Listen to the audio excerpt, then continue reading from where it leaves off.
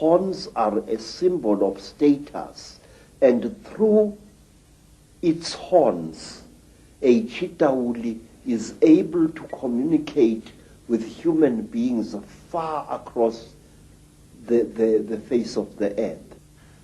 So the horns were like antennae then? Yes, they were instruments of projecting power. In fact, it is said by storytellers that King Samahongo punishes those Chitauli who show mercy to human beings by pointing at them so that both their horns fall off their heads. And the Chitauri is therefore unable to direct human affairs through his or her horns. It's also interesting that the descriptions of the Chitahuli with the horns and sometimes the tail and stuff is very, very close to how Christians and those sort of stories have depicted the devil. Yes, sir. And one thing that interests me is this, that depictions of the devil have subtly changed over the centuries. But there is a difference now. First, originally, the devil was depicted as a hook-nosed creature, like a caricature of a North African Moor. That was at the time when the Europeans were fighting the Moors as well as the Arabs during the Crusades. Many depictions of the devil then show the devil as having a hooked nose. And then later, somewhere in the 19th century early, the devil was depicted as an African with a snub nose, thick lips, and very dark skin. But what amazes me is that now, more than ever before, the devil is represented as a Chitauli. What concerns me, sir, is this, that these alien creatures are now about to reveal themselves, and they are making us aware of how they look like. If you look, for example, at bioscope films which were made in the 1950s, the 30s, and so on, depictions of space aliens of that time are ridiculous, very laughable, but not anymore, sir. Today, we are having films that depict the grey aliens exactly as they really are, and the Chitauli exactly as they really are. My question is why? Are we being prepared for a major event? And let me share this with you. The group of American people who came to visit me a week or so ago and who left a rather unveiled threat about me shutting up or else my wife will die, who warned me about a certain creature called Eleazar or Melchizedek, that this creature is watching me. These people said this, that on Lake Titicaca there is a hidden beam of light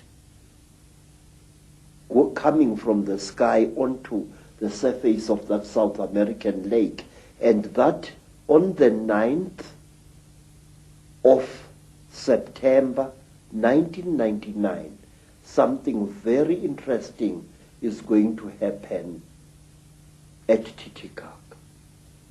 Now, I'm interested to know what this is. Well, I know from my own travels to that area that there are endless sightings of craft and beings in that area. I've been there twice myself, and I do think, from my own research, Credo, that we are being prepared for these beings to openly be seen. And being prepared this way, sir, when we do see the nasties, we are not going to react to them with the fear that we would otherwise have reacted. Mm-hmm. Because now what game is someone playing? I think, sir, that they are playing the game that whoever they are, that we should accept these beings and welcome them with open arms, mm-hmm. and make them our masters. Yet again. You see, sir, there has been a steady build-up in books, in children's comics, and in other things of the fact that we must accept these creatures. It started with the film E.T., where a cute little alien creature got lost on Earth and fought hard to be accepted by human beings. I think the same thing is on the cards here. The question is why? One other thing I would just like to raise before we move into the bloodlines and their connection to the Illuminati is one thing that keeps coming up in my work is that some of these Chitahuli, these reptilians, at a high level of their hierarchy are actually white. Have you come across that? Yes. They are not white like white people. If you take white cardboard and you soak it in dirty water, that is the color you will get. That is the color of the Chitahuli. And wait, sir, let us think carefully about this. According to African storytellers, the Chitahuli have got cold blood. They feel cold very quickly. And where they dwell, under the earth, where the great sun god banished them, they dwell there surrounded by great fires, because their blood is cold. They freeze eternally. And so if you come across them in their caves, there are many, many cooking fires lit there. That's interesting, with the symbolism of the devil being in the fires of hell. Yes, sir. Yes, sir. And there is another thing. The Chitahuli, their eyes, terrible as they are so efficient that if a Chitahuli appears suddenly into the hot African sunlight, two things happen to him. His skin dries and blisters, and he goes totally blind. In fact, sir, there have been a strange race of aliens which have been seen in Africa, even by white people, which I think are actually Chitahuli. When you run and the thing chases you, it stops immediately when a car's headlights hit it and it becomes blind. Another thing, sir, we are told amongst our people that a Sangoma must always have a bogo. This is a sharpened wooden stick which he or she must carry at night.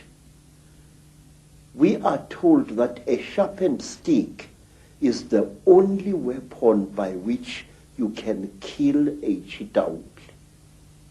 Well, of course, again and again as you speak, what comes to mind is the story of Dracula, Count Dracula, the stake in the heart, the blood drinker, the blood drinking, which is precisely what this Chitahooli and their crossbreed seem to be into.